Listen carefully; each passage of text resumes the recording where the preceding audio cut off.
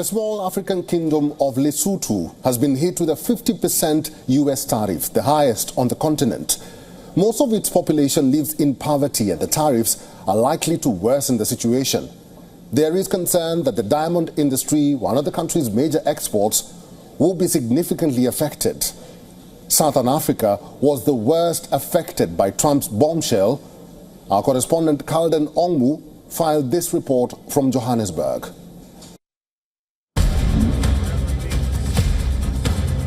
After US President Donald Trump's much-touted Liberation Day announcement, it has been a roller coaster for several countries coming to terms with the hefty tariffs that have been imposed on them.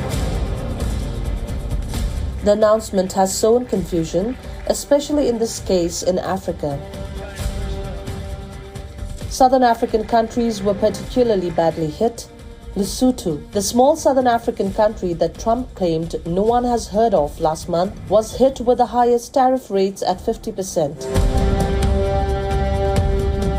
The country, which carries the second highest HIV burden of any other in the world, is still reeling from the shock of Trump's sweeping aid cuts earlier that have gutted HIV response efforts across the region.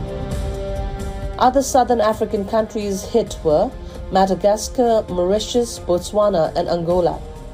On the one hand, there is AGOA with its tariff-free agreement, and on the other, there is Trump outlining tariffs ranging from 10% to 50%. South Africa, which exports metals and cars to the US, believes this spells the end of AGOA. It was a terrible and devastating day for people involved in Lesotho's textile sector as they digested the news that the country's exports to the US would be hit by a 50% import tax or tariff.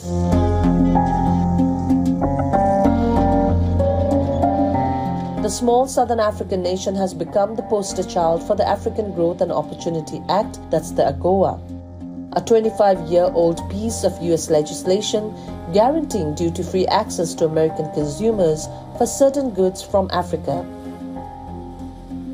Considered the cornerstone of US-Africa economic relations, the aim was to help industrialize the continent, create employment, and lift dozens of countries out of poverty. If it falls, it means a disaster to the country and its economy and the people. South Africa's government, which has been involved in a series of spats with Washington in recent weeks, was the first to respond to the tariffs hikes. In a statement, President Cyril Ramaphosa's office called the tariffs on the country punitive and added that they would serve as a barrier to trade and shared prosperity. The government also pledged to seek redress with Washington. We are all trying to work out how the US arrived at 60% discounted to 30% as the tariffs that we levy, and therefore the discount they are giving. In reality, our tariffs average on the basis of most favored nations, tariffs are estimated 7.6%. And that's our calculation. Of course, we are speculating what the US is calculating.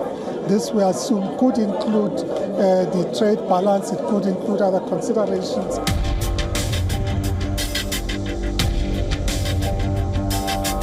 South Africa and Nigeria are the top US trading partners on the continent. South Africa primarily exports precious stones, steel products and cars to the US. Nigeria exports crude oil and other petroleum products. In return, the US exports crude oil, electrical goods and aircraft to South Africa, and mostly vehicles and machinery to Nigeria.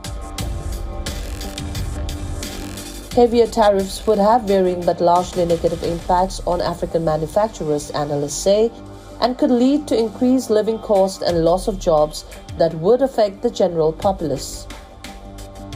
In the short term, countries like South Africa appear to want to reason with Trump for more favorable terms.